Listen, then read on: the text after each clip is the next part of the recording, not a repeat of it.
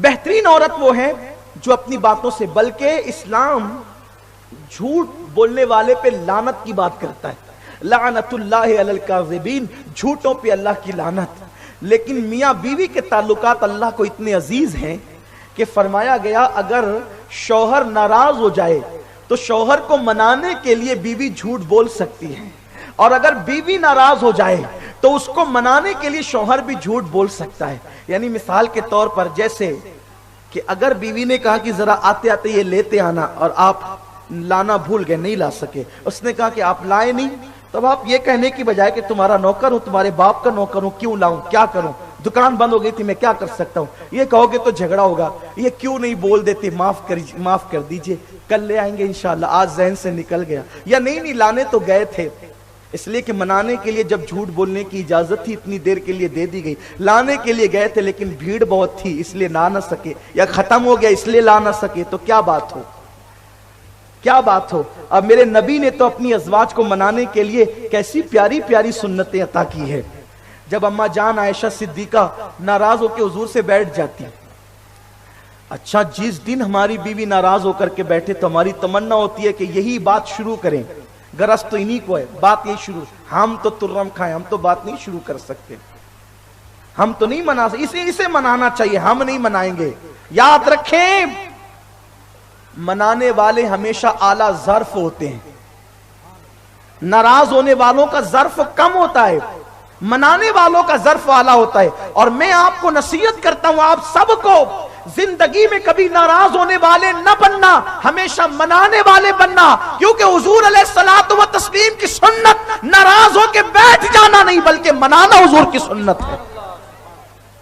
روٹنے کا سبب تو تم جانو، ہم تو مصروف ہیں منانے میں، اور یاد رکھنا روٹنے میں وہ مزے نہیں آتے جو منانے میں مزے آتے ہیں، اس لیے کہ روٹنے والا جب کسی منانے والے سے مان جاتا ہے تو ساری زندگی اپنے روٹنے پر شرمندہ رہتا ہے، لیکن منانے والا جب کسی کو منا لیتا ہے تو ساری زندگی اپنے منانے پر وہ فخر کرتا ہے۔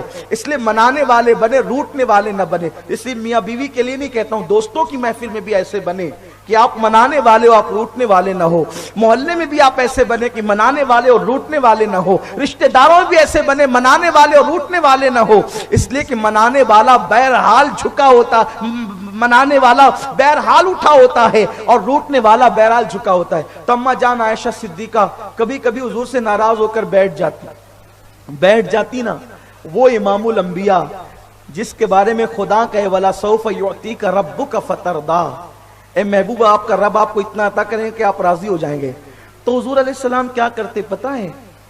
جب اماں جان عائشہ ناراض ہو کر بیٹھ جاتی تو حضور علیہ السلام ان کی کان کی یہ لو پکڑتے، اور کان کی لو پکڑ کر اس کو ہلکا سا دباتے اور دبا کر کہتے اے ننی منی عائشہ، تو جیسے میرے آقا فرماتے نا اے ننی منی عائشہ، اماں عائشہ ہنس دیتی اور اس کے بعد پھر بات شروع ہو جاتی۔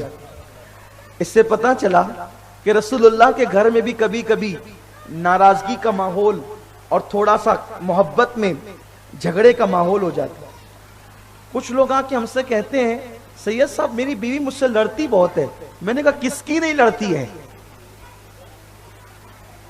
جب حضور کی ازواج مطہرات حضور سے لڑتی تھی اور حضور ان کو حق دیتے تھے لڑنے کا، اگر آپ سے لڑ رہی ہے تو آپ کون ترم کھاؤ، لیکن یاد رکھیں مرد مرد ہوتا ہے۔ اور ایک بات آپ سے کہوں یار، لڑائی تو برابر والوں میں ہوتی ہے نا، لڑائی تو برابر والوں میں ہوتی ہے نا۔ قرآن تو کہتا ہے الرجال قوامون علی النساء، مرد حاکم ہے عورتوں پر۔ کبھی آپ نے بادشاہ اور سپاہی کو لڑتے دیکھا ہے؟ کبھی آپ نے بادشاہ اور سپاہی کو لڑتے دیکھا ہے؟ کبھی آپ نے استاد اور شاگرد کو لڑتے دیکھا ہے؟ کبھی نہیں دیکھا ہوگا اگر شریف ہے تو، اس لیے کہ بادشاہ اپنی شان کے خلاف سمجھتا ہے سپاہی سے لڑنا، استاد اپنی شان کے خلاف سمجھتا ہے شاگرد سے لڑنا، اور اسی طریقے سے سیٹ اپنی شان کے خلاف سمجھتا ہے مزدور سے لڑنا۔ جب عورت محکوم ہے اور آپ حاکم ہے تو اگر محکوم لڑنے پر آمادہ ہے تو آپ نے فریق نہیں بننا بلکہ آپ نے تو شفقت کا ہاتھ سر پہ رکھنا ہے۔ ازواج مطہرات حضور سے لڑ رہی، حضور نے جواب نہیں دیا، حضور ناراض نہیں ہوئے، حضور ان کو منا رہے ہیں۔ تو یاد رکھیں، لیکن کچھ لوگ میرے پاس آ کے بیٹھ کے یہ بھی کہتے ہیں الحمدللہ حضرت میرے یہاں تو بیوی سے جھگڑا نہیں ہوتا۔ میں نے کہا اچھا، بڑے سچے ہیں آپ، بہت سچے ہیں آپ، اور میری بیوی سے میرا جھگڑا نہیں ہوتا. ہم نے کہا جب رسول اللہ کے گھر میں ہوتا تو تیرے گھر میں نہیں ہوتا. کچھ لوگ تو کہتے ہیں ہمارے یہاں ہوتا ہی نہیں. کہا اچھی بات ہے, اللہ کرے نہ ہوتا ہو, لیکن مجھے یقین نہیں آتا. مجھے یقین نہیں آتا. اس لیے یقین نہیں آتا کہ حضور تو سب کچھ عطا کرتے تھے. پتہ ہے اللہ اکبر, بہت پیاری سی روایت یاد آئی. حضور علیہ السلام نے ایک بندے کا تذکرہ کیا, ایک بندے کا تذکرہ, بلکہ وہ تذکرہ حضور علیہ السلام اماں عائشہ کے پاس کر رہے ہیں کہ ایک شخص تھا, اس کی بہت غریب گھرانے میں شادی ہو گئی, اس کی بیوی دبلی پتلی تھی, اس نے خوب کھلایا, خوب پیار دیا, خوب کپڑے پہنائے, اور وہ عورت عورتوں میں کہتی تھی کہ میرا شوہر مجھے جتنا پیار دیتا ہے اتنا کسی کا شوہر کسی کو پیار نہیں دیتا. تو جب اس عورت نے یہ بات کہی تو سب نے تصدیق کی. تو حضور علیہ الصلوۃ والتسلیم جب یہ بات کہہ چکے تو اماں عائشہ نے حضور کی طرف دیکھا, کہا وہ جو فلاں تھا نا فلاں, وہ اپنی بیوی کو جتنا پیار دیتا تھا عائشہ اس سے زیادہ پیار ہم تمہیں دیتے ہیں, اور میں اسی کی طرح تمہارے لیے ہوں. آقا کریم صلی اللہ علیہ وسلم اماں عائشہ صدیقہ سے کبھی شعر بھی سنا کرتے تھے, اور اماں عائشہ صدیقہ کو کبھی جاہلیت کے زمانے کی کوئی بات بتا کر ان کو ہنسایا بھی کرتے تھے. حضور علیہ الصلوۃ والتسلیم کی گھریلو زندگی یہ تھی.